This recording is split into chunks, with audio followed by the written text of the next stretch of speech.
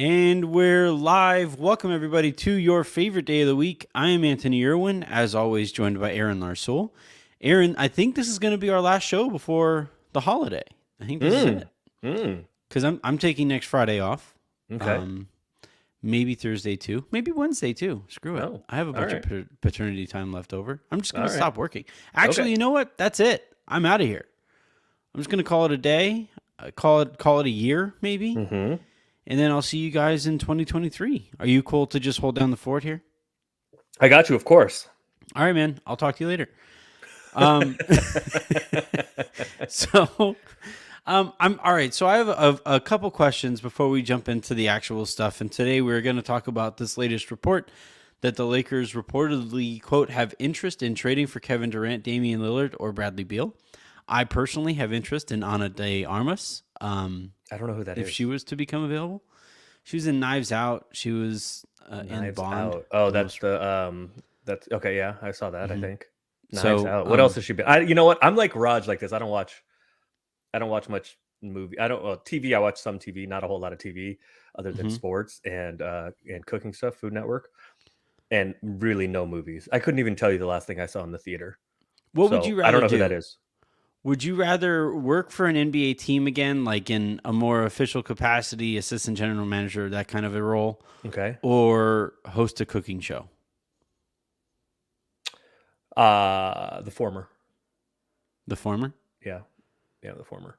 Basketball, because and this is getting like this is going to get interesting, but I've always wanted to have a restaurant, food truck or something. And it's okay, they all fail, and it's okay if I try and fail, but it's not okay if I don't try. To me, and I do, one of my favorite things on planet Earth is cooking and entertaining people. But the times where I have had to cook every day and it hasn't been what I've wanted to do, like doing individual events is I really enjoy. But when it's a daily, every day, Yeah, and there's a repetition of then cooking the same I've meal started over and resenting it, over. and it takes some of the joy away from it. So I don't know what a cooking show would be like. Although I did audition for MasterChef. This is a different conversation, but I did audition for Really? MasterChef. Yes, that's not hosting a cooking show, but No, um, but I love that show. I love cooking. I figured out that I'm a pretty good cook, and I've really loved getting into it. yeah, it is. I'm not creative at all. You and I were talking about the name of an artist before we started recording, and I didn't know the name of whoever you were referring to. I can't Bansky, I draw. think is I who it can't is. paint. I'm not musically inclined. I can sing a little bit, but I can't really sing. I can just copy, right? If Mm-hmm. I can copy whatever the sound of the singer is, whatever the song is, Yeah. I can just copy it, but I can't actually sing myself. So the only two ways I've been able to be creative in my life are basketball and cooking. No, they're two outlets for my creativity: playing basketball and cooking. And my body is so broken that I can't hoop anymore. I mean, who knows if I ever really could, but I certainly can't now. So cooking is like the last outlet for my creativity. So Yeah. being forced to do it all the time would probably be tough for me. So I will be an assistant general manager if you're offering it. All right. At the end of the show, I want to talk about your experiences in MasterChef again. I want to come Okay. back to that. That All sounds right. like fun. All right. The holidays though, you're half Jewish, you said. How does that usually go in your household? How did it typically go in the Larsoul household? So we have always celebrated both Hanukkah and Christmas. So it's great. Neither one really as a religious endeavor, Yeah. because I'm not religious at all. But yeah, it's fun. I have a Christmas tree up at my place now, and with a bunch of Hanukkah presents underneath it and a bunch of Christmas presents underneath it, and it's great. And we're doing my mom and them are so we do Thanksgiving in San Francisco at mom's house, and then Christmas we do at my place. And mom and my stepdad uh, come here often because I have to.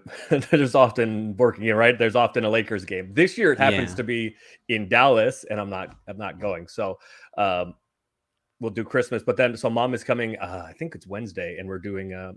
I'm hosting somewhere between 12 and 1,200 people at my 2-bedroom apartment for Hanukkah. We're going to do a big Hanukkah thing. So brisket and latkes and my matzo ball soup, and my sister and I will probably make challah bread. And yeah, so we get to do all of it. It's fun. I'm a little jealous. Last year I got, so my next door neighbors, they have since moved, but I got to go to my first Hanukkah dinner, and and had all of the food that is consumed at a Hanukkah dinner. And yeah, had an absolute blast. I'd never done that before. I'd never been involved with that kind of stuff before. And it's kind of making me think, like, I think I want to be polytheistic and just like There you go. celebrate everything. Like, Well, just so, yeah, why not, right? Yeah, I mean, it's easy for me because like I'm not religious at all. yeah, same. I take being Jewish very seriously. But like Christmas isn't a religious holiday for me. I do really love the tradition of it. And I am either ethnically or racially or culturally and culturally Jewish. I don't know what the correct term is. If it's racial, I think it's ethnicity, I believe. But or maybe it's racially. Culturally sounds Yeah. right. Well, it's both, right? It's all of it, right? So I am not religious. I'm not Jewish as it pertains to the religion. I am Jewish as it pertains to the race of people or the ethnicity or whatever it is. And then I also care a lot about, being Jewish culturally, and the traditions of it, the food. And I do, like we light the candles for Hanukkah, and I say the prayer just because I have it memorized. I don't know what the words mean, and it's not like a religious thing like for me at all. Selena? I just know, Selena was singing in Spanish. I just know She that couldn't speak Spanish. Yeah. I just have it, like I have the words memorized, the Hebrew words memorized, but it's not a religious thing for me at all. But we light the candles, and the tradition of it is important to me. So most Jewish food is pretty awful, but we have taken the best parts of it and made it. The good parts of it are really good. I would not the gefilte fish. I would not recommend. They did like cold salmon that I wasn't really into. Yeah. But no, there was some really cool parts of it. There was some really good food there were some parts of the food that I really enjoyed. And yeah, I just enjoyed like getting down with, like, the thing that I love about holidays and in this case, in that experience, them welcoming us into their holiday, like going out of their way to involve us in their holiday, meant a lot to me and my family, to just be like, yeah, I guess like this is a part of you that, and obviously a part of a lot of people that, because I've had Jewish friends over the years, and wasn't a part of their celebration. So to them, like, to have them welcome us into that, it was something that I took very seriously. It was really cool. And I think that's how this stuff best works, is like, here, let me show you a part of like my background, our traditions. Let me show you what is important to me, and then have that reciprocated, and you learn from each other, and we all just kind of try to get along. I think that sounds reasonable. It seems like the fair thing to ask for here. Sounds like a good idea. Yeah, they are, and like Christmas is very important to me also.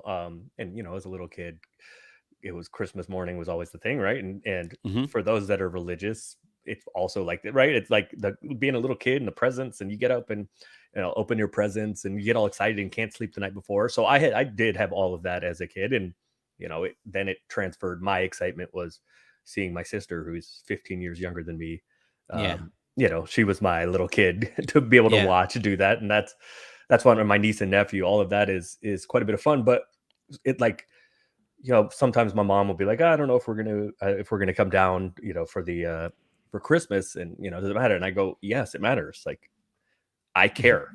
Yeah. Even if I have to go, even if I'm on the road or go to a basketball, the Lakers are here normally.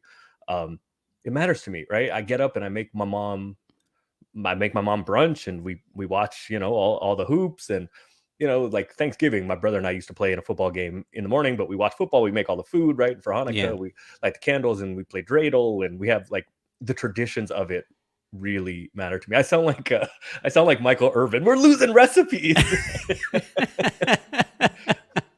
Yeah. But Um, that should the tradition of it, the food, and just like the tradition of it really the all for all togetherness, holidays. like, Yeah, you know, that matters to yeah. me. And I will say, here's okay. Here we'll bring this back to basketball. The loneliest. I don't know if I've told this story. Literally, the loneliest I've ever been in my life, and I'm a man that has been divorced, and I have lived a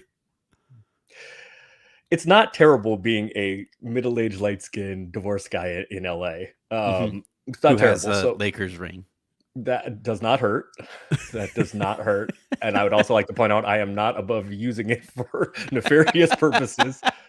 Sorry, mom. Listens to this show. I love you, and I'll see you soon. She was just like, man, it was so wholesome. Yeah, right. But that honest, that's why being Jewish matters to me, is because it's my mom, right? And it matters to her. Yeah. Anyway, so now we're back. But and actually this story is about her also. So the loneliest I've ever been, and this is saying something because I've had my fair share of whatever I've done Loneliness. in my life, right? Hmm. Um the last time before this year, before this coming game in Dallas, the last time the Lakers were on the road for Christmas was LeBron's first year at Golden State. Game like the Lakers were like, I don't know, the Lakers I think were a 4 seed, right, and playing really well, beat the Warriors, and this is the KD juggernaut Warriors. LeBron gets hurt, Rondo breaks his hand in the same game, but the Lakers still end up winning. Anyway, so we normally, and it was LeBron's first year, so I was traveling that year, and normally the way that it works is if you have a game the following day, you'll leave the day before after practice. It's usually 11 or noon. You leave, you fly to whatever city, you get to whatever city, and you have the whole night, and Hmm. try to get a good night's sleep. And then this, if you're starting a trip coming from LA, it's very different if you're going from one city to another in the middle of a trip. But because it was Christmas, we didn't leave until late on Christmas Eve. Hmm. Normally we would leave at 11 or noon, but we wanted to give everybody a chance to have as much family time as possible because we're going to be gone for Christmas. So we didn't leave LA until, man, it was probably like 6 or 7.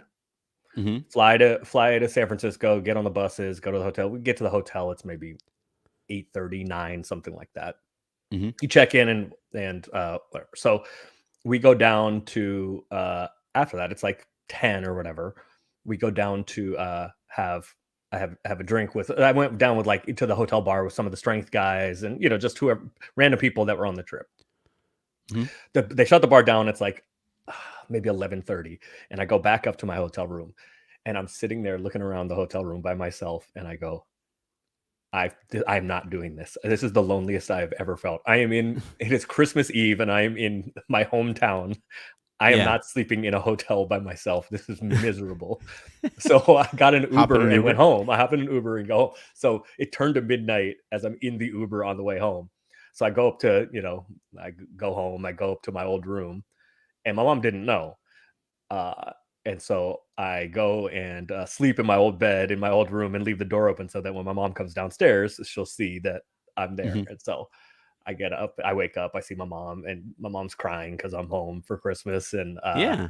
yeah, so it was great. But the loneliest I have ever been in my You're life like looking is around at your like hotel. eleven forty I have six better options than at this. a random. It's not random. It's a really nice hotel. I won't say where it is because the team still stays Yeah. there, but it's a really nice hotel in San Francisco, in the city. And I'm sitting on my bed, looking around, like, what am I doing here? I want to go home. Yeah. So Christmas matters. My mom matters. I love you, mom, even for Christmas. So the traditions of holidays really matters to me. So you're like that kid at the sleepover who's like everybody falls asleep and you're still awake and you're like, this is actually really lonely. Can I just go back home? Right, this really sucks. I mean, thanks for the Oreos, but this really sucks. So we came actually after my sister opened her presents. I mean, my sister's not a kid anymore, but she opened her presents in the morning. We did go back to the hotel. My mom, my sister, and I went back to the hotel and um, had had uh, had brunch at the hotel for Christmas Day, which was fun and cool. And then got on the bus and went to the game. But actually, it was still Oracle, so it was back over to Oakland to go to the game. Mhm. But yeah, Christmas Thanksgiving, Hanukkah. I think those are my three. I think those are my three favorites. We should do a Yeah. holiday ranking at some point. I think those are my three Holiday favorites. ranking. I don't care about Easter. I don't care about Boxing Day. Halloween, other than like it's an excuse for girls to dress however revealing they want to and not be shamed for it. And by the way, I'm for it like 365 days a year. So That one day you're like, how dare you? no, not at all. No, I know, Not I at know. all. I can't do it up more. Let's go. Yeah, I think that's Hanukkah, Thanksgiving, Hanukkah, and Christmas. I think are my top three. Don't care about New Year's, amateur hour. Certainly do not. Valentine's Day needs to be. We need to put a bullet in Valentine's Day. Defund Valentine's Day. That's not a good one for me. Yeah, I think at some point we'll put. So a list together. I brought it back to the Lakers. I made it about the Lakers, and we worked in a story time. All right, so today's show we are going to discuss again, like I said at the top, the Lakers reportedly waiting for or hoping for the likes of Kevin Durant, Bradley Beal, Damian Lillard. Obviously, we've already talked about DeMar DeRozan. Those guys becoming available. So I have some thoughts on whether that's worth the wait. Which of those guys are worth the wait? And then, I think we'll just kind of let the conversation carry out from there. The second part of today's show was going to be the NFLification of the NBA, where there's a lot of mediocrity. And the nice way of saying mediocrity is to call it parity. And that's the kind of situation that I think we've kind of find ourselves in now with this version of the NBA. And I think it's what they've wanted. I just don't know that we've arrived here, that they're prepared for it. So that'll wrap up the show if we get to it. That. Yeah, no, that sounds... Yeah, so, I do want to talk about that. All right. This is from Jovan Buha, and he wrote for The Athletic, as the Lakers, again, just kind of sit here and everybody waits for them to do something. This is what he wrote. Quote, as The Athletic, Shams Charania reported earlier this week, the Lakers have had discussions for Detroit's Bojan Bogdanovic, as well as the Knicks' Evan Fournier and Cam Reddish. In addition, other names that have come up are DeMar DeRozan, Kyle Kuzma, Miles Turner, Buddy Hield, Kyrie Irving, and Doug McDermott. All of these players fit the bill as either wings, bigs, or stars. And then he finishes the graph with, in the ultimate pie in the sky. All of these. That's so funny. I like Jovan's really good. I like Jovan. Yeah. All of these guys are either wings, bigs, or stars. Okay, well, that's like, okay, cool. In the ultimate pie in the sky scenario, the Lakers have interest in Kevin Durant, Damian Lillard, and Bradley Beal if any of the three stars were to become available. Mm-hmm. End quote. Mm-hmm. The obvious thing to say here is, of course, the Lakers would be interested in those players. Correct. So would 29 other teams. Yes. The issue that you run into here, though, as the Lakers sit at 11-16, is, like I said last night, allowing perfect to be the enemy of good. And I think heading into the season, had they made a good trade, rather than sit here and wait for a perfect trade, we'd be looking at a very different season. Maybe one with not as high a ceiling, I guess, but certainly with a higher floor. Mm-hmm. And I think there would be some momentum carrying beyond this season. But this notion that maybe, just maybe, these guys will be made available when Kevin Durant's Nets are now winning basketball games, as the same can be said for Kyrie Irving. Damian Lillard's Blazers are up there amongst the top records in the West, though they've kind of slowed down a little bit. And Bradley Beal, while the Wizards are not, they're closer to the bottom of the lottery than they are the top of the standings. Bradley Beal has never made any indication that he wants to leave Washington, right? Which would be important in these discussions. Publicly, he has not. And Washington, I think, falls under that category that we've talked about before, where like Chicago, Atlanta, Indiana, Washington, again, like I said, ownership is cool with playing game first round of the playoffs, take in that playoff revenue, call it a season. And Bradley Beal helps you do that. So, yeah, does he? I don't know. Well, Does he? I'm Does he? I'm glad you mentioned Why that. why hasn't Washington been to the? When was the last time? I mean, Washington hasn't been to the playoffs in what? I don't know, a few years. Like, I'm glad does that you he? mentioned that because like if the Lakers are waiting for the mere opportunity to maybe have a conversation with these teams about these players, Bradley Beal isn't worth that weight to me. No, I when don't I think DeMar my point is DeRozan is either. my point is Brad's a fantastic player. You know, whatever, he's top wherever you put him. I don't know, top 20 or Name 25 or brand Buddy 30 Hield. or whatever. Right? Bradley Beal he's a really really good basketball player. I think he's But good at what he does. I don't no, know that I would like. no, he's fantastic. I think he's damn good. I don't think he's a winning. I don't know that So he's a here's winning. okay. So basketball here's player, the point, though. like you just The said a point- second ago. The point is, yeah, right. No, but that's the point. The point is about slotting and like being cast in the right role. I don't think we talked last night with Raj about do the Lakers, or do I believe, because I don't want to speak for the Lakers, that LeBron and Anthony Davis could be the 1-2 on a championship level team.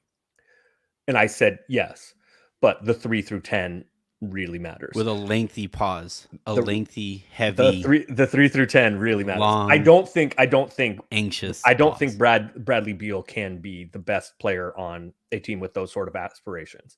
I'm not even sure Bradley Beal can be the best player on like anybody getting past the first round, but he's a damn good player. And if he is not forced into that role, I think Bradley Beal can be a big contributor to a championship. I just don't I like think how we're saying if he's not forced into that role, as if he hasn't signed those contracts. No. I mean, sure, but that implies you're getting that, paid like that kind of a player, dude. yes, yeah, sure. But my point, but like, let's go back, however, whatever, 6 years or something. The Wizards were like, and maybe it's even that's about right. The Wizards were like a feared playoff team. And the reason is because John Wall in those days was right there with Bradley Beal as like, yeah, it was and 1A Otto and Porter. 1B. Otto And was now it's like very clearly Brad's team and he's the guy.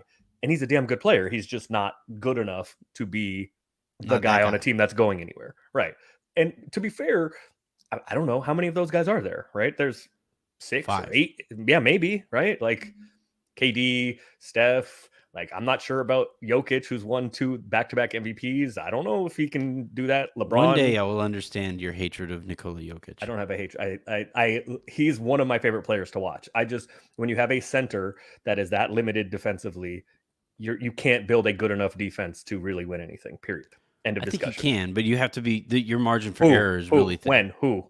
Huh? When? It doesn't like happen. If they had Drew Holiday as their point guard instead of Jamal Murray, and if they had, a wing who could stay healthy instead of Michael Porter Jr. The problem is Aaron Gordon, like they were really good last year before Jamal Murray got hurt. Well, when they traded, it's hard for me to hold against when they traded for. It was 2 years ago when they traded for. When they traded for Gordon. Yeah, and Murray didn't play at all fantastic. last year. It's hard for me to hold their playoff failings against the Nuggets when the only time they've been close to healthy was against the Lakers in the bubble. Since then, they added Aaron Gordon and thus would have improved their team, and they haven't been healthy since they've improved that roster. So, like, I understand what you're saying, and I'm not even necessarily disagreeing that vehemently. That having Jokic on your team doesn't put extra stress on your roster. But I would like this is a pretty good roster that they like their best lineup. It's a very good where roster. it's Murray, it's KCP, it's MPJ, and it's Aaron Gordon around Jokic. That's a group that can defend on the perimeter in a way that I think helps make up for some of his defensive flaws. And he's so great offensively that you take the defensive flaws. Yeah, he's one of the best, 3 or 4 offensive players in the league. Yeah. And he by himself creates a good offense. Just by himself with like me, you, Harrison, and Sabrina, you can get a good offense if we got Joker with us. Let's not get ahead of ourselves. Harrison, like if you've ever seen Harrison do anything athletic whatsoever, people make fun of my Euro stumble. You wonder why there isn't any video anywhere of Harrison doing anything. He's Elon Musk, all of that. If any, who was it? Was it Jordan Crawford? I think that dunked on LeBron and like the video got wiped And from the internet, right? Nike wiped it. Yeah. I think Harrison's paying to have that done. All right, so we are. The point is, you can't build a championship level defense if Jokic is your center. That's my point. The playoffs are too predatory. Anyway, so we'll bring us. We're far afield. We'll bring us back. Yeah, I mean, of course, the Lakers have interest in those guys you mentioned. So, like, what? Well, there's no story here. There's no story here because there is a story. If they are waiting for those guys, do you think the Brooklyn Nets are interested in LeBron? Probably. Like, well, but the difference is the Nets have a better record than the Lakers. They can wait this stuff out. This idea that the Lakers can just wait for these guys while their season slips away. Do you think the Thunder, the Rockets, they aren't trying to win the right Jazz, Indiana? Do you think Indiana's interested in LeBron or Anthony Davis? Of course they are. You know who else I'd like? Steph Curry. You know who else I'd like? Joel Embiid. You know, like, of course. You're gonna catch a tampering fine, but like I no, just in general, Team X, not the Lakers specifically. Team. But you look. You can try to ignore the point. You can try to ignore the point all you want, but if they're waiting for those guys instead of making a good trade as they wait for the perfect one, then I think it is a story. Like that's the story. That's why people are frustrated by the like us sending out that tweet. The hilarious thing is you look at so we sent out this tweet. Where is it? The Lakers reportedly have interest in trading for Kevin Durant, Damian Lillard, or Bradley Beal. We tweeted that out probably about a couple hours ago. And the quote tweets of it are all the same kind of joke, right? The drop step reportedly has interest in receiving $500K in his bank account by tonight. Nice. Let's see, where is it? And I have interest in Imani Ray. And I said that I have interest in Ana de Armas, right? And so on and so forth.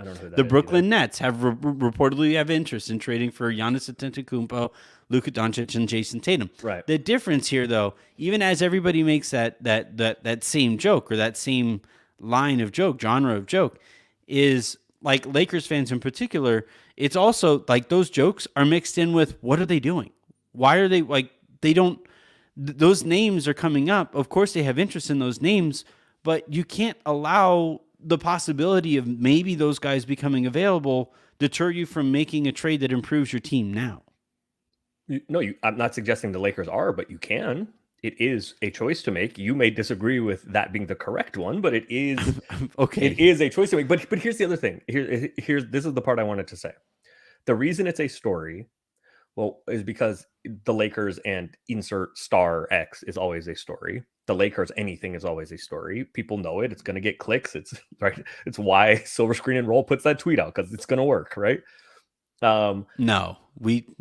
The journalistic standards. We run all of we do nothing but the highest of capital J analysis everywhere. Journalism. Mm-hmm. Hashtag press on. Jovan knows what he's doing, right? Like this also isn't news, right? The Lakers have been rumored to be interested in those guys well before today. That's not news. But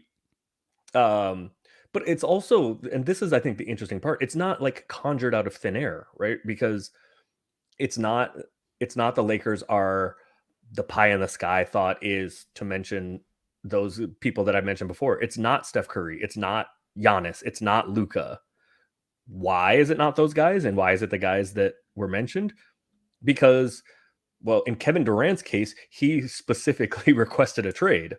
The other ones, whether truthful or not, have been rumored to be available or possibly available, or at least there have been questions around the league regarding their availability. Right? Nobody's saying right? Nobody's saying Giannis. Nobody's saying Steph. Nobody's saying Luka, because there's no smoke there at all. So it's not coming conjured out of thin air, but it's also the interest the Lakers may or may not have in those guys has been talked about. I mean, how long have the Lakers been talked about with Damian Lillard? 5 years at this point, right? Right, but that should indicate eventually it's all right, that's not happening. But why not? The Blazers are good this year. Why would they? Why would we even leak out? Like, why even try to say like, yeah, that's something that we're interested in? I'm not think sure. that maybe I'm not this sure guy the might be Lakers. available. I'm not sure the Lakers leaked that out.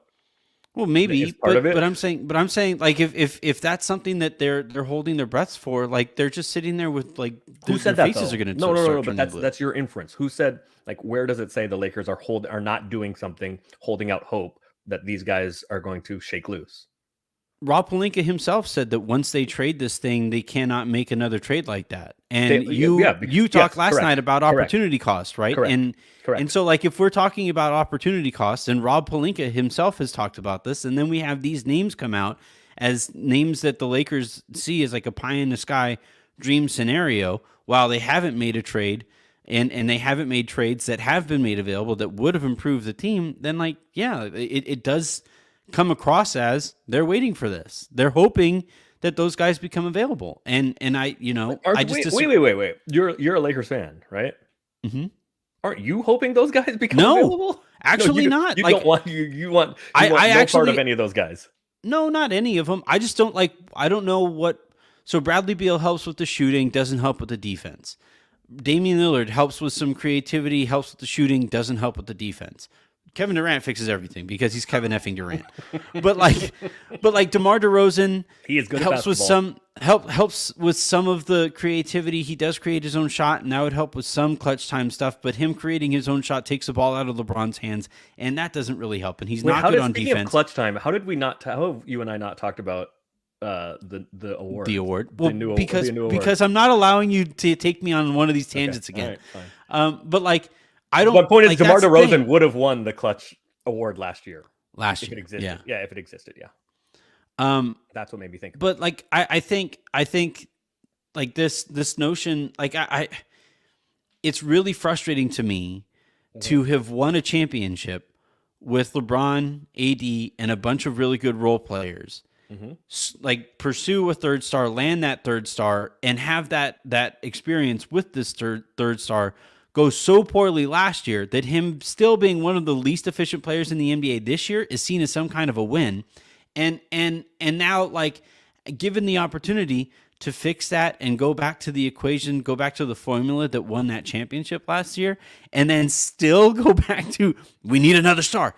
Like, it's just, I don't understand. It's become a caricature of who the Lakers have been all this time. Like, they have gotten stars. They have landed stars. They've won with stars. They have 2 stars. The easy part is surrounding the stars with talent. The hard, like, you don't have to go out and get a third star, especially in today's era where, like, almost nobody's relying on 3 stars. But you are taking supposition as fact. You were saying that they are going still for the 3-star model just because they haven't traded for the role players. But yes, but that doesn't mean you're making this seem much simpler and easier than it is. Other teams have agendas also, and it does not coincide with the Lakers' agenda necessarily. There has been tons of reporting and rumors about all sorts of other guys that the Lakers have been interested in, have made calls about. Those guys aren't stars. Those guys are the kind of role players that you would want. Just because it hasn't happened yet, A, doesn't mean it won't happen, and B, doesn't mean that the Lakers aren't inquiring, trying, looking for the types of guys that you are very strongly suggesting you would want. The deal hasn't happened yet because I'll say that, like, I would rather have 2 or 3 or 4 better role players than one DeMar DeRozan. I'd rather go out and get, retool the Lakers' depth that has hurt them for the last 2 years than hold out hope that maybe Bradley Beal becomes available. So I happen to agree with you. However, there is a list of guys, and everybody's list is going to be a different length, but there is a list of guys where I personally would say, and I think even you would say, if it's that guy, I'll risk not having some depth. All right. I mean, I don't think this is tampering on your part. Let's go. So Kevin Durant, clearly that guy, right? Clearly that guy. I mean, yeah. Kevin Durant is Kevin Durant shows up and fixes everything. I think Kevin Durant is the third best player in the NBA, and perhaps the most like versatile, malleable, can do everything guy. Yes. Yeah, he's going to go down as one of the most underrated players ever. So Kevin Durant, clearly that guy. Mm-hmm. Kyrie Irving, not that guy to me, for a host of reasons. Mm-hmm. Not that guy to me. Okay. Mm-hmm. How do you not have in your little clip computer thing? You're not that guy, that. pal. Yeah. How do you not have that? So I made the joke that like I'm gonna start ignoring all of my familial duties to wait for Ana de Armas to be made available. Yeah. And I just pictured Jen.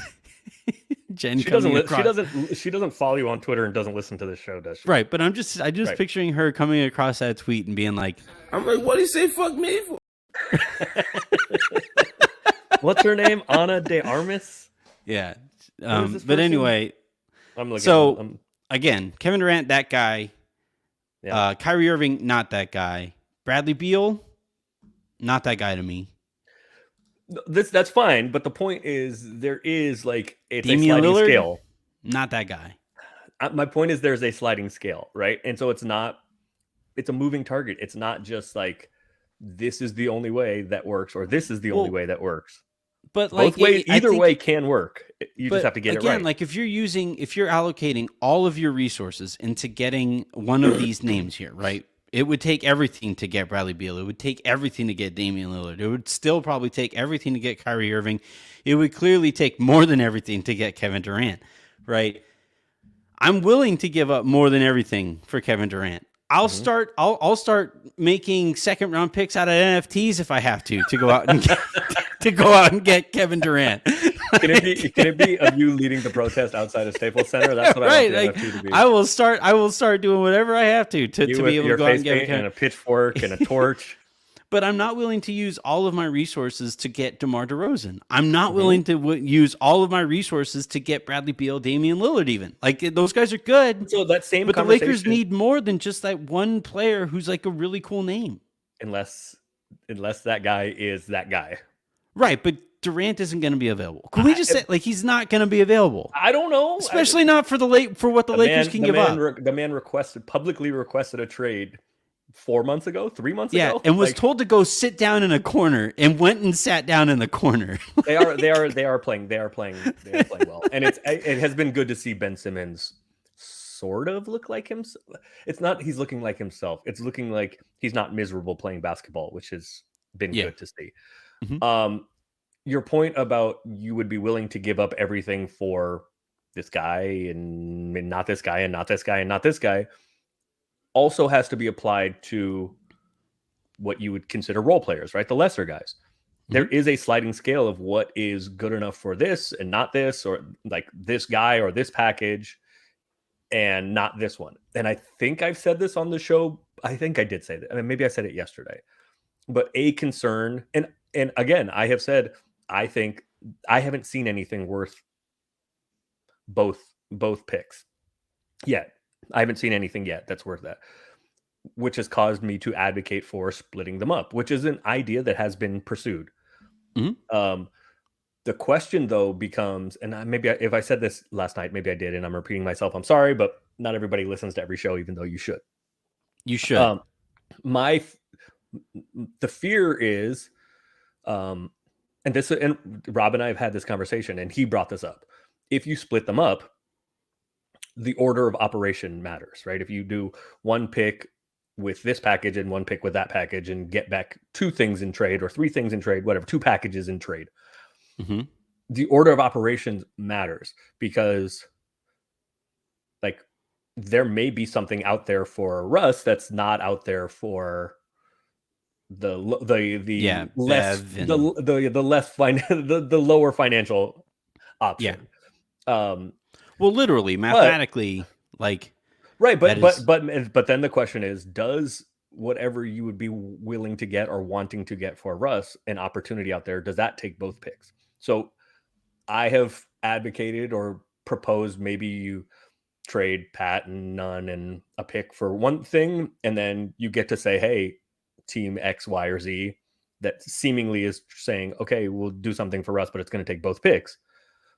You get to kind of play chicken with them and say, we only have one pick, so take it or leave it. The problem with that, though, becomes what if something that is worth it to you for Russ and 2 picks shakes loose, and then you go, oh, fuck, we don't have that anymore. Well, but that is by definition paralysis by analysis, right? But you have to waiting consider, for perfect. You have to consider all the options. I'm not saying you have to consider choose, it, but there are opportunity costs. But you also have to consider the present context, right? You say it all the time. You have to address reality as reality. Deal with reality on reality's terms. Yeah. Yeah. Right now, the reality is the Lakers are 11-16, and that they, while Russell Westbrook has been good by Russell Westbrook as a Lakers standards, he hasn't been good by NBA players standards, and he certainly hasn't been good by $47 million NBA player standards. Correct. And this idea that we'll just sit here and continue to wait for the perfect move rather than address the roster with and look, you're right. That doesn't have to be what they're doing here. But I'm saying that if that is at all playing into this, and if they are waiting for, one of these names to become available, and in doing so, improving this roster and improving their chances of getting into the playoffs and not just the play-in game, then that's something that deserves some criticism. And I agree with. I do not think the Lakers are waiting for superstar X name to shake loose. I do think the Lakers will make a trade. I think so far, again, I haven't seen anything that has been worth it to me, but again, that's a different standard for different people. And clearly that's a standard that has not been met for Rob yet. But I do think the Lakers are going to make a move or multiple moves. I think there will be trades or trades this season. And I think it's... But will they happen? Look, again, they're 11-16, and the Warriors are probably going to slip pretty significantly, because not only did we get news of Steph now missing time because of the shoulder labrum, Draymond Green apparently is going to be missing at least one game here with a quad injury. Draymond Green has separation anxiety from Steph and doesn't want to do it. It's like when Steph got hurt the other day, it was I think it was Indiana. Draymond's like, fuck this, I'm not out here without Steph, and got ejected immediately. Fuck this. Actually, I want to research this. I'm going to start talking to Brady. Get exposed. He's like, I get exposed without Steph? All the stuff that I supposedly do I have to shoot? Without Steph? This shit doesn't work? My only value is I'm an all-world defender? I have to actually show what I could do myself offensively without Steph? Man, fuck this, I'm out of here. They also didn't have Wiggins or Clay, but Draymond was like, man, fuck this. I am out of here. That is a thing that Warriors fan. If you look at Warriors Twitter, Sam and Andy, and all the Warriors world and all those guys, there is a conspiracy theory that Draymond wants no part of this without Steph. Steph's gone out. Yeah, that's a great theory. So not to expose himself. Y'all got it.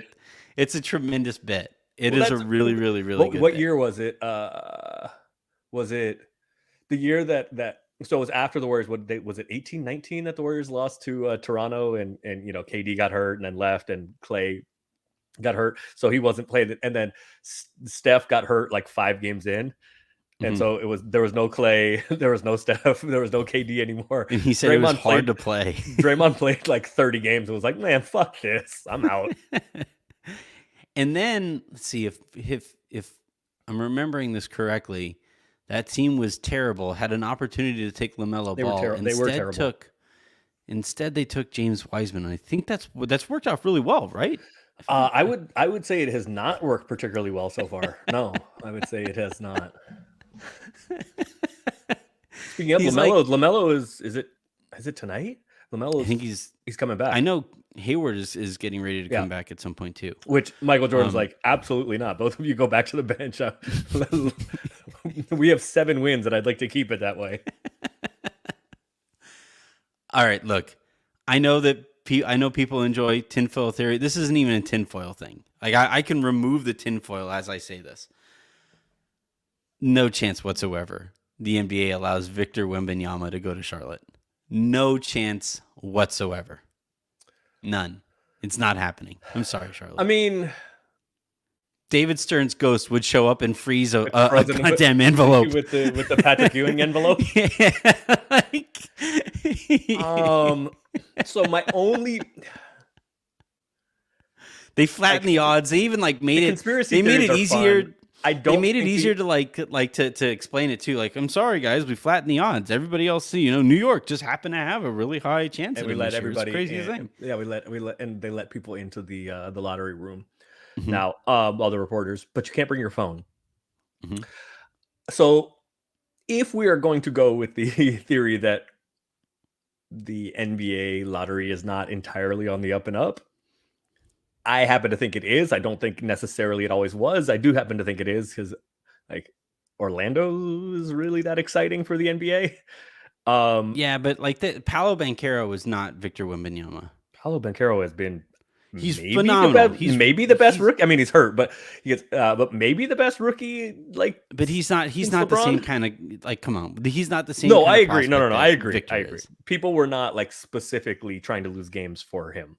Mhm. Like they seem to be for. I'm not accusing anyone of anything, but Mhm. how they seem to be. Again, you watch the Lakers late in these games, and I have questions.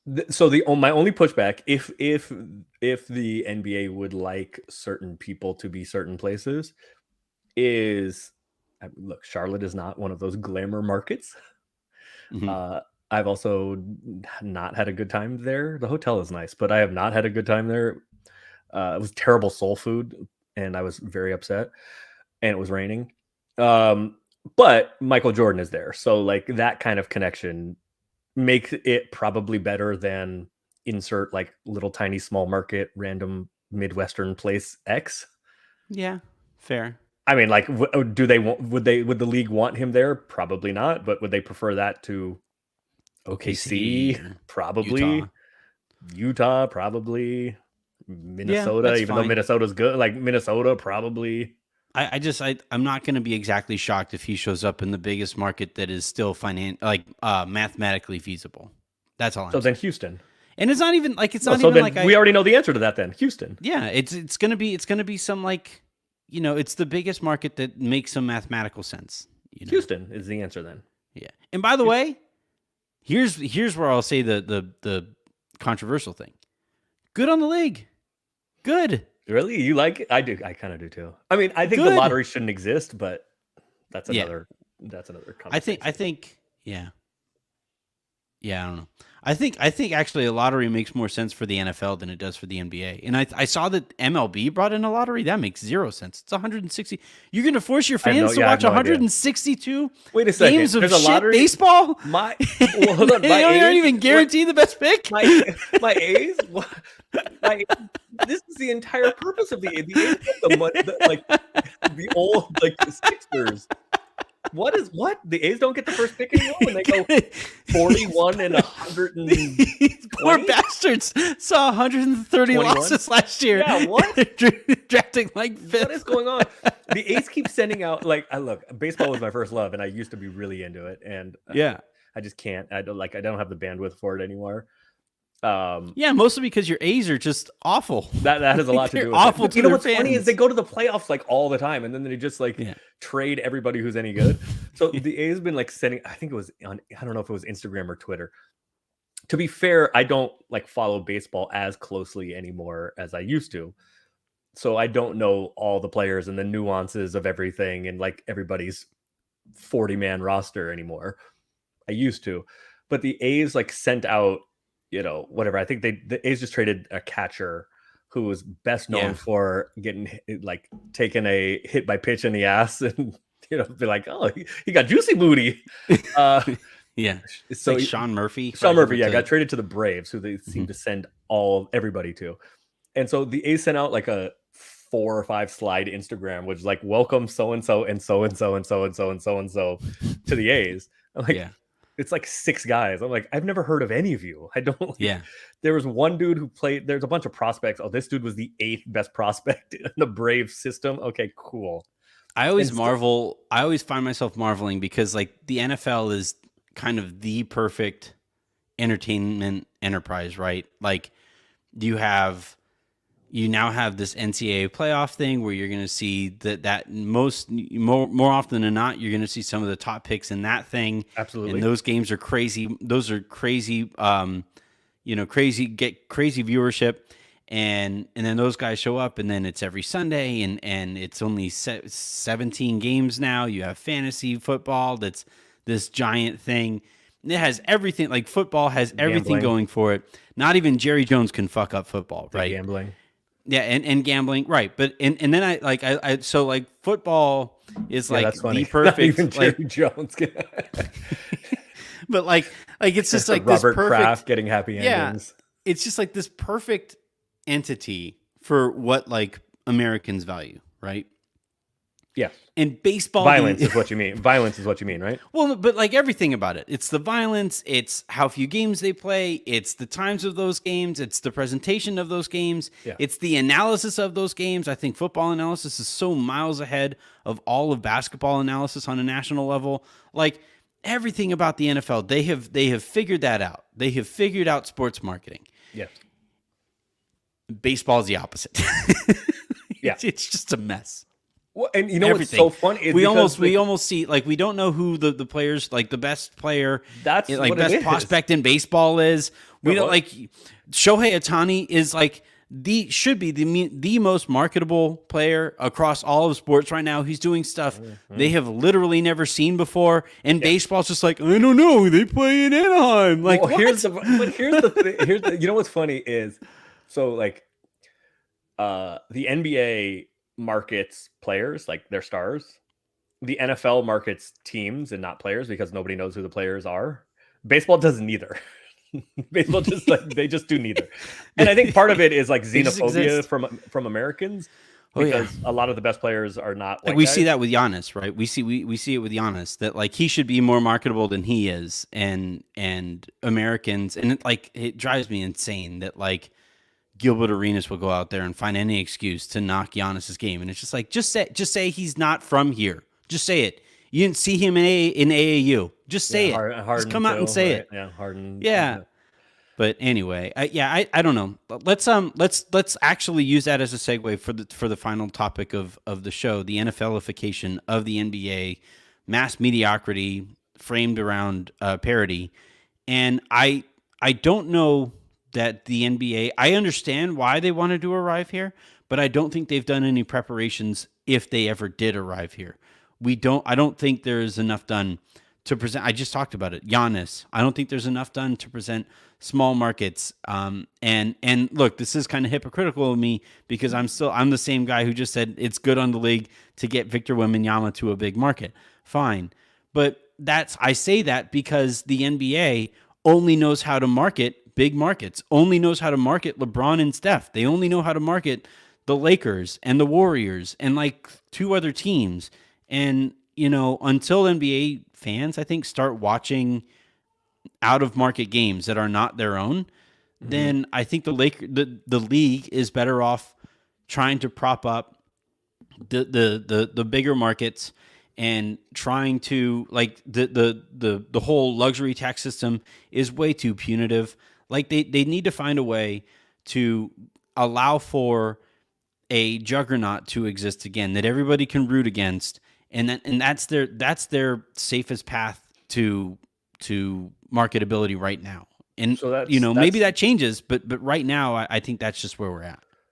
Yeah, so that's the thing, and I mentioned it about the NBA marketing stars, and the reason they do that is because it works, and because that's what we consumers, not you and I specifically, but we want because it works. Well, and stars are so much more marketable in the NBA. They're right there. but part of it like is naked correct. in front of us. But part of it is like part of it is I think is a necessary evil because like it is about the league is about Steph and LeBron, and it will be for the foreseeable future. Will that like go past its expiration date? Yeah, probably. And is the NBA slow to adapt to changes like that? Like, when are we going to see the push for Giannis or Luka or Jason Tatum or whoever the next group is, or Ja or whatever? but part of it is, yes, it is about those two guys, and yes, it would be good to, or Zion or whoever, like it would be good to get the next group coming in all of these other places. But those guys that are the next group and are the superstars, the marketable guys, also tend to like to go to the places like Yeah. Golden State, like the Lakers, like the Clippers, like Brooklyn. Like, Mhm. so part of it becomes like, part of it is kind of I cyclical. like how you didn't list the Knicks. That's incredible. Yeah, because they don't get anybody. James Dolan is so bad They at don't get this any. Well, that I mean, they're look, just- Jalen Brunson, my Yeah, but- apologies. like, yeah. But You're like, saying the thing without saying it. yeah, I mean, like, where do guys go? And right, like, Mark Cuban is a good owner. I mean, the like in office stuff is weird, whatever, right? But like, Houston's a huge place, a huge city, huge market. They've gotten some guys, but it's not. It hasn't been through free agency. Like, free agents, the best players in the world, the free agents, the guys that have their choice of anywhere to play, they go like 5 places. They go Yeah. to Golden State, they go to the Clippers, they go to the Lakers, they go to Brooklyn Toronto. now, and they go to Miami. That's it. Like, Yeah. there's the list, right? And so part of it is like human choice. Like, if those guys want, if the stars want to live there, then those are the guys that are going to get marketed. Part of it's chicken and egg. Like, did LeBron's brand elevate the Lakers? Yes. Did the Lakers brand elevate LeBron? Yes. Right. So part of it's like chicken and egg, but if that's where guys want to go, that's where they're going to get marketed. That's where those guys are still going to get marketed, and those teams are going to, because they're going to have the best players generally. But isn't that I kind don't of the think- point? Like, that's the part of this that the league has to figure out a way to address. Yeah, but And how? Whether They've it's tried. giving them They've more, tried. whether it's giving them more nationally televised games, giving fewer nationally televised games to the Lakers, Yeah, but here's the problem. Here's the problem with that. No, I know what Is you're about to say. you Is want that to- like You want to like it's going to you- cost them money to do you it? want the NBA to condition fans in a different direction. And you know why the NBA puts the Lakers on as many times as they can? Because people that's what watch. people want to see. Right. No, I'm not disagreeing. And How you're many, saying I want. I'm how not many- saying I want any of this. I'm How asking many if Bucks it's. games? How many Bucks games have you watched outside I'm of saying it's what against the Lakers? NBA wants. It's not what I like. I'm not talking about what I want here. Like what I want. I honestly don't care. Like, the Lakers are a big market. They're going to benefit from this. They benefit from the current system. Like, that doesn't really matter to me. What I want. Mm-hmm. But clearly, what the NBA wants is more parity, right? Like, they didn't just arrive here. Well, no, why do you Like, think this that? didn't Though? just I'm happen. not sure. This year might be Last year an was the same outlier. thing. Last year was wide open too. Like, Yeah, this I mean, is. was it? I think Because, I think part of it. I Warriors think part won of it again. is The that. Warriors have won 4 out of 8. The Warriors won again. So is it open? Yeah, well, it was wide open until like the very end of it. You knew going into that final series that the Warriors were just going to beat. No, but I told you before the Boston. play. No, but I told you before I thought the Warriors would beat Boston. But I also told you, I don't know, with a month left in the regular season, that there were 3 teams that could win the title: the Warriors, the Celtics, and the Bucks, and that the Warriors were going to face off against whoever won the Bucks and Celtics series. And I didn't. And I did not know who was going to win. I think the Bucks would have beaten the Warriors. I ahead. just I think it's possible. It might just be that this is an outlier, and that we return back to this. But I think there's a couple factors here that would lead me to believe that we aren't. One, I think the amount of backlash that Kevin Durant specifically has gotten from the way that he has done business has scared some players away from moving too much. They might make one jump. They might go to one market. But I don't think they're going to. They're looking at Kevin Durant, who is probably going to wind up being the most underrated player in the history of the sport because of the way that he jumped around during his career, right? And specifically, like, the places that he wound up in, right? He goes to Golden State after they beat him in a Game 7. And then he leaves Golden State after getting everything that he wanted from Golden State, and he goes to Brooklyn to get everything that he wanted from Brooklyn, gets everything that he wanted from Brooklyn, and then demands a trade. It's not And I gone think- so well yet. Yeah, and I think players are kind of looking at that and saying, like, I'm not going to be the next. Like think- I'm not going to be the like I think like what LeBron did when he left Cleveland the first time to go to Miami, right? That required some that didn't happen much before. You No, know, it that had was and I, you know, it required an amount Shout out of Jim Gray. bravery on his part to be able to do that, right? What's that? Shout out Jim Gray. Yeah. And I just think like, you know, we're probably there are some things that I think the league has done. I think flattening the lottery odds, and forcing teams to be more competitive over the course of the regular season. They have this midseason tournament that Yeah, apparently they're trying to will get us affect to care about the regular season more. yeah, Yes. right. And those, but like you can't get people to care about the regular season if your I agree. stars only care about a few games out of the regular season. Well, if they And, if they incentivize the stars enough, if they give them enough Yeah. money, they'll care about this. I mean, you think would think that some of the supermax contracts should be enough money, but you know what am I saying? well, if you're He gonna said Bradley if you're Beal's gonna going to get be the guys making from the guys' $50 million perspective, next from the year. guy's perspective, if they're going to play the same number of games anyway, right? If they're not increasing the number of games and they at this tournament, and you know whatever the winner each they all get $1 million or 2 million or 5 million or whatever it is, who cares? But if there's a number where even LeBron James, if he doesn't have to play extra games, Yeah. as he would, you know, if it's still an 82 game season, and I can make whatever number I can make for winning this thing, like that's going to matter to him. It'll matter to everybody. I think Do one you of the think really though good- that like this amount of mediocrity, this amount of parity is good for the NBA, given how they know to market? I the don't think it's NBA? intentional. And I think you made a good point, like right as you were leading into this, that because the talent has been distributed a little bit more than normal, there isn't the big villain, right? There isn't everybody that everybody love to hate, right? Like Toronto fans hating LeBron because he just kicked their ass in Cleveland and Miami every year. Or, you know, everybody loved like the plucky up and coming little team that could Warriors, and then they won, and then they kept winning, and then they got Kevin Durant, and everybody went, okay, now I'm watching just to see the Warriors lose. Yeah. So I do think like a villain would be useful. But I think one of the reasons we may be seeing more parity is because, and I think this could be an outlier, is because we've seen something that we don't usually see in this past offseason. And that was the big trades, the big like go get a star trades, which usually happen, you know, Anthony Davis going to the Lakers, that which usually happen for those kind of markets, went to markets where that doesn't normally happen.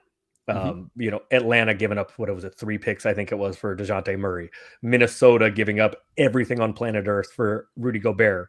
Like those kind of trades don't usually, or even Cleveland getting Donovan Mitchell. Those kind of trades and those kind of star, superstar, all-star, borderline all-star, whatever it is, those kind of acquisitions usually don't happen in places like Minnesota, Atlanta, and Cleveland. So all of those things happening in the same offseason, I think, has distributed the star talent more and into places where it generally isn't. And by the way, look at what the stuff that Utah happened to get back has proven to be pretty damn useful. So I think the distribution of talent is different this year than it normally is, but I'm not sure that this is like Here to stay. a paradigm shift. Yeah, well, I mean, there's only one way to really find out, right? One way to find Is out, as I like to say.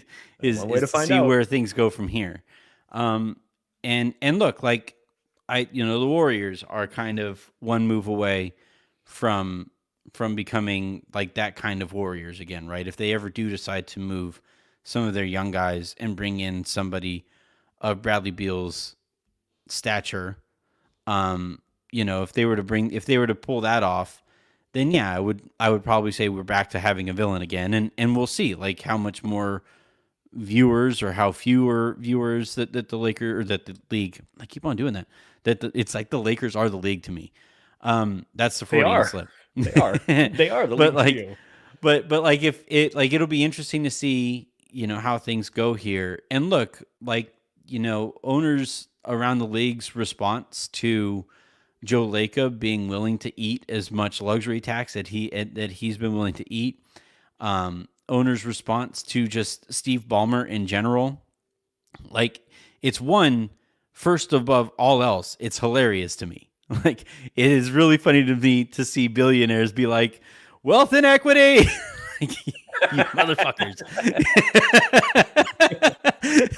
There's a wealth disparity in this league. We got to do something about it. But like 0.00001% of the 0.00001%. It's not fair. They're taking in more revenue than us, and it makes it really difficult for us to operate in the same This is unacceptable. market. Yeah. You assholes. Like that's the I find myself laughing at that, but I also find it interesting and like, look, if enough owners feel that way and they do whatever they can to depress the amount or make it more punitive for those owners to pay those kinds of taxes, then you will see more of the parity. Like that is how that plays out. You know why I doubt it? Well, I doubt it for two reasons. Well, because that revenue gets shared. Yeah, like, one, because those guys, that's number one. Those owners of the smaller markets, that, by the way, sometimes, but not always, like there is not the market size to ownership wealth is not like it's not connected at all. Some of the richer owners in the league are some of the smaller market owners. That's one reason I don't think it's going to happen. The other reason it's not going to happen is because there isn't inequality, and those glamour franchise teams and thusly their glamour franchise owners have more pull around the league. So generally what is good for them is more likely to happen because they have more pull around the league, right? It's like in the NFL, they always talk about, like what's going to happen. Well, what's going to happen around the NFL is whatever Jerry Jones wants, because he has the most pull of all the owners and basically can hire and fire the commissioner. Like he's the alpha. He is the guy among all the owners. So he has more pull, more sway. He has better relationships, can get more guys and girls, women, men to vote in his way. So those owners, those like glamour franchise owners, tend to have more sway around the league and are more likely to get what is beneficial to them, which is also beneficial to the league because those are the teams in cities that matter. Sorry, Charlotte. Oklahoma City, the worst city in the NBA. Yeah, it's sorry, Sacramento. Sacramento. Sorry, Minneapolis. There's parts of Sacramento that are pretty nice. I would love to go to Minneapolis, but that's because I'm a Vikings fan. All right. The new arena, Golden One, is really nice, and the hotel is right across the street. Minnesota and Minneapolis has done whatever it can to be more. Minneapolis is all right. It's fine. It's fine. Presentable. At least they have pros. They have land bridges, so you don't really have to go outside. Yeah. Cleveland. All right. San Antonio. I want to hear about your. Oh, all right. So my MasterChef experience. MasterChef. Thank you. So this was. And by the way, for those of you who just want basketball, that's going to do it for basketball. Otherwise, if you just like listening to Aaron and me bullshit about his story times, then stick around. So this is it's kind of a Lakers thing. This was at the behest of actually Jeannie. She was like, "You should do this." So, another person that used to come to games was in casting, and she knew people in MasterChef casting, and Jeannie and this woman and another one of Jeannie's really close friends, Stacy, like encouraged me to do it and pushed for it. So this other woman, Robin, talked to whoever she knew at MasterChef casting and was like, "Hey, I got a guy I want to send me your way. Like, no special treatment, but just got to get like, what does he need to do like to apply to go do it?" And she said, "Oh yeah, he comes here and does this, and I'll make sure that he knows the process." So it was it in Burbank? I think it was Burbank or Pasadena. It was at like that's where most of those things happen. Well, it was at a like, I don't know, like Holiday Inn or something. It was in like some, so there was hundreds and hundreds of people there. So you go and sign in, you fill out some forms, and the way that it works is there are hundreds and hundreds of people at this casting, and whatever time you get called, you go into a conference room, boardroom kind of area with like, I think it's 30 people in each one, and you already have to have your food made. You already have to have it created. You do not get access to a kitchen. You do not get access to there's no stoves, there's no refrigeration, none of it. And What are you auditioning for? Like, is it just personality, I guess? so, well, no, your food is going to be there, but you just don't. You have to bring it with you. You don't have so that has to factor into what dish you're going to bring. Yeah, like you can't do scallops there because like they're Right, going to 'cause leak they're all not. You over can't. whatever. You're not cooking a la minute, is what you're not like cooking there. Yeah. I So would just do Italian because all Italian food gets better the longer it sits in the sauces. yeah, but it's going to be like yes, but then do you want it? But do you want it like soaking up too much sauce and getting soggy? Right. These are. But this is. I mean, No I think such- this is. I'm this is literally part- about to eat some leftover spaghetti, and I This cannot is- wait. This is part of it, right? This is. Yeah. I'm sure this is part of their thought process about what you can thinking, what's going to work, what's going to hold up, etc. So you get called into the room. I don't know, I was waiting a couple hours. You get called in the room, there's like 30 people, and they have those like those tables they use like in WWE, that you like throws through somebody through the table, those like long banquet, like fake wood banquet tables. They have them set up in a not a circle, but like a oval kind of around the entire room, and people, all 30 contestants are around it. And you have, I want to say, was it 3 minutes or 5 minutes maybe to like plate your dish. You don't get to, there's no heat, there's no water, there's no anything, but you get to plate your dish. You have time to plate your dish. And then Gordon Ramsay's culinary team comes around and they taste the food, and then you hang out. Then somebody else comes around, and then But do you get to like your present story. it? Like, Yeah, Oh, okay, they do. your They come story, up to okay. you. Two people come up to you, and you kind of tell them about yourself and tell them about the dish, and then they go around, eat the dish, see if you're interesting, I guess, see what the food is like, and then they say numbers so and so, so and so, so and so, and so and so, hang out. Everybody else can go. So I made it through that round, and then you're still hanging around. You go down. We went downstairs, and then you meet like the TV producers. And at that point, it's not really about your food anymore.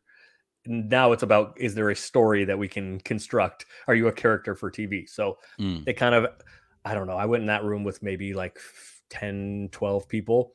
And then they ask you about yourself. Why are you interesting? You give your, 1 minute elevator pitch about why you're interesting or what your story arc could be. What'd you cook? Do you remember? I do. I made shrimp and grits. Which I was nervous. It's one of my signature dishes, and it's delicious. I was worried about grits has a tendency to like clump up, to kind of seize up. Obviously shrimp can get overcooked very easily. So I undercooked. I undercooked the shrimp slightly, and the grits I made looser than normal. And I had packed all the little accoutrements, all the stuff, the little garnishes and stuff that I put with it. And I had one bag that had hot water bottles in it to kind of keep stuff warm. And then I had another bag that had cold stuff in it to keep the cold stuff cold. And it ended up plating well. Although I forgot, I often do like a little balsamic glaze on it, drizzle, which I forgot in the bag. So, but anyway, I go talk to the producers, the TV producers.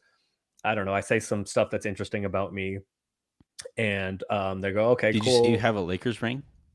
I did not have a Lakers ring at that time. This was before. Gotta go back. Yeah, exactly. So anyway, so then we're like, "Okay, we'll call you back." So then I went back and did another thing, and then I went back and did another thing, and finally I asked because I'd never watched the show before. I don't watch MasterChef. So I say, What? Yeah, I don't. It's a Yeah, good I'm show. not into it. I'm not into it. I watch a lot of cooking shows, but I'm not into Matt. I don't watch a lot. I do watch competition shows, Beat Bobby Flay and Guys Grocery Games and stuff. Anyway, so I get called back, and I'm emailing back and forth, and I get called back, and a couple weeks later I go meet with the producers again, and it seems like it's all progressing well. And I go, because I don't watch the show, and I say, so when are we shooting this? Theoretically, because from what I had seen, they normally shoot it in the summer. So I'm like, yeah, but when are we shooting this? And they go, oh, we're shooting this this was maybe in like November or something like that. They go, oh, we're shooting this February. And I go, no, we're not. We are not shooting this February. So I'm going to have to thank you for your time, and I am going to have to respectfully decline.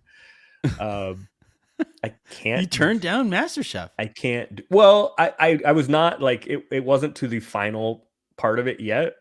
So I had not been accepted. I No, had you been through, just say like screw those people. I did. had I enough. turned down MasterChef.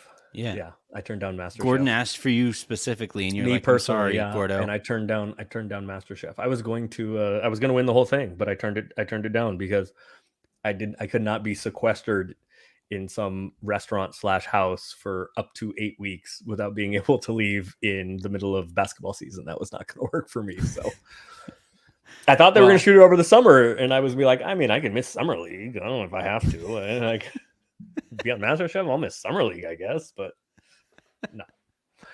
How much draft prep does Rob really need from me this year? I'm cooking. I need to make a souffle in some. You're gonna start telling Rob warehouse. to trade all the picks forever so that you can go on MasterChef. See, So I go every more summer. reason. Thank Like you. as we're finding out that the Lakers are apparently waiting for 2 to 4 more weeks, apparently, the end of December through mid-January to make a move. So like, you need to think start figured pressing him, why is part of it. huh? I think, you know what? I think, you know what was funny? You know who I was, I think it was, I ended up scout. I think it was at Jarrett Culver. I ended up like, was kind of my scout in March Madness, and then was over, draft stuff. I'm like, Jarrett Culver's turned into not much, but yeah, like how much do we really need here? I can go on MasterChef, miss Summer League and the draft. It'll be fine. All right. Well, you need to audition again and miss whatever time you have to. Although still do the show, because I want regular check-ins from MasterChef. I guess you're not allowed to tell anybody that like Correct. how that's going, right? Correct. Because Yeah. like there's people who gamble on that stuff. Well, you're sequestered. Yeah. You're so. I mean, I think you can probably tell people you're going on, but once you enter the show, See, like that's even more reason for you. Like you wouldn't have to talk to sequestered. me for like 8 months. no, I think it's up to 8 weeks. I think is the longest. No, That's like that's 2 solid months would of be- me not I would be pestering sad. you No, I about would be like sad. It would be the second. Really? It was second loneliest I've ever been. would be not talking to mid-January you. or late December, mid-January, we still have to wait again. Another Actually, arbitrary deadline. If there's a way I can work these 8 weeks into the time leading up to the trade deadline, I think maybe we're onto something here. We just need them to film around your NBA schedule. Done. I tried to get them to the first time. It did not work. Gordon Ramsay was unwilling to change his production schedule based around the Lakers season. It's weird. He usually seems so agreeable. Like he seems like such a down to earth, I haven't met Gordon. easygoing type of guy. Gordon, I have not met Gordon. I don't know. Yeah, he does come across as intense, shall we say? Intense on television. Man, I could just imagine the first time he yells at you for a plate, how that would go over. Now Not I need well. to see it. Not Now well. I need to see. Not well. No. Not well. I don't get yelled at. I don't care about this that much. I am not getting yelled at. Nope. I'm a grown ass man. You are not yelling at me. Me and Gore, we can settle this however we need to settle this. But what you're not finna do is you're not raising your voice at me. I am a grown ass man. I'm Listen not no here, fucking child. Gordo. I'm not no child. We're not doing that. If you got problems with the food, okay, we can have a conversation about like as grown-ups, and He go doesn't back and really forth. do that with You're not yelling like at me. MasterChef contestants as much. Like he does that more. I No, feel Hell's like Kitchen, with I the- remember. Yeah, Hell's Kitchen I is used to what, watch. Yeah, like, Hell's he Kitchen really used to ripped at into people. people. Actually, but my those are like favorite was- actual chefs, right? Like those are. I think they are people That's that like have part of the worked culture in restaurants. you know? yeah. It's a shitty part of the culture. It is part of the but, culture. Yeah. You know, The yeah. one show. What was this show? What was it called? I can't remember. But his show he would go around to restaurants and fix them Oh. basically. In Yeah. England, they made a US version of it too, which was funny. Mhm. And my sister and I used to watch it. There was I think it was called ABC Bakery in Arizona. Was a wild episode, but the show was. What was it called? I don't remember what it was called. Anyway, I know what show you're talking about. but there was too. one that happened in England, and he just used to just rip people, and it was so good. It was hilarious. You ain't about to be out here yelling at me though. I'm Kitchen I'm a grown-up. Nightmares. Exactly. Yes. So Yeah. the original one, the British version, was incredible.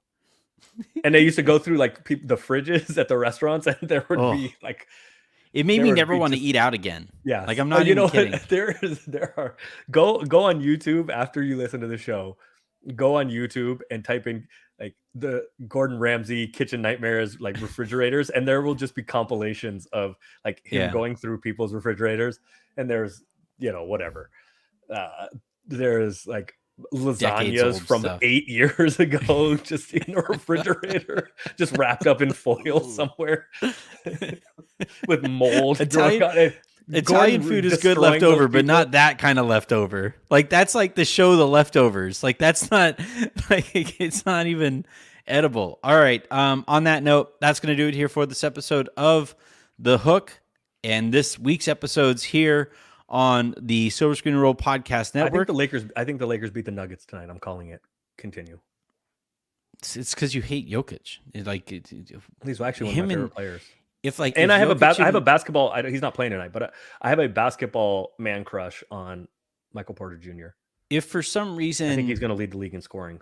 If for some reason Wenyan Gabriel and Nikola Jokic's car broke down and you were driving by them and you saw them that they needed help, would you flip them off as you were going by, or would you just simply drive Why do by? you think I hate Wenyan? We'll talk to you guys next week.